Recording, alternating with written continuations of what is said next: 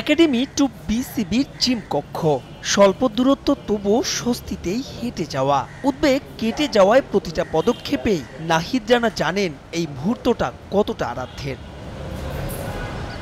PSL খেলতে গিয়ে পাকিস্তানে আটকা, এরপর বিসিবি আর পিসিবির উদ্যোগে দেশে ফেরা, কিন্তু ২৪ ঘন্টা না পেরুতেই অনুশীলনে ফিরলেন নাহিদ। যেতে যেতে পেছনে এক পলক ফেরা, গ্রাউন্ডসম্যানদের প্রশ্নটাও অনুমান করা গেল, হয়তো অভিজ্ঞতায় জানতে চাওয়া, স্মিত হাসিতে পাওয়া গেল সেই উত্তরও।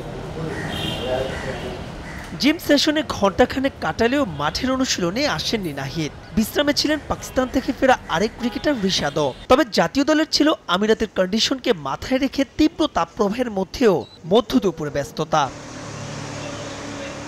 নানা যদি কিন্তু দোলা চলে পাকিস্তান সিরিজ, তবে একেবারে বিফলে যাবে না এই অনুশীলন।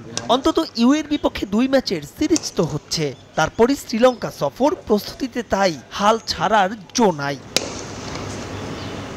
রুদ্ধতার অনুশীলনে এদিনও গণমাধ্যমের জন্য বরাদ্দ মোটে ১৫ মিনিট সময়। প্রথম কয়েকদিন ফিটনেস আর ব্যক্তিগত স্কিল নিয়ে আলাদা কাজ করলেও শেষ ২ দিনে গোটা দলই একসঙ্গে করেছে অনুশীলন। তবে এই দিন ছিল ব্যতিক্রম, ব্যাটিংয়ে ছিল আলাদা গুরুত্ব। ষষ্ঠ দিনের অনুশীলনে স্পটলাইটে শেখ মেহেদী থ্রোয়িং মেশিনের বিপরীতে ব্যাট করলেন দীর্ঘক্ষণ, তবে তাতে অস্বস্তি ছিল স্পষ্ট। কিছুক্ষণ বাদেই সিনিয়র সহকারী কোচ মোহাম্মদ সালাউদ্দিন ঠিকঠাক করে দিলেন পজিশন। এরপর মেহেদী লেটার মার্কসে পাস।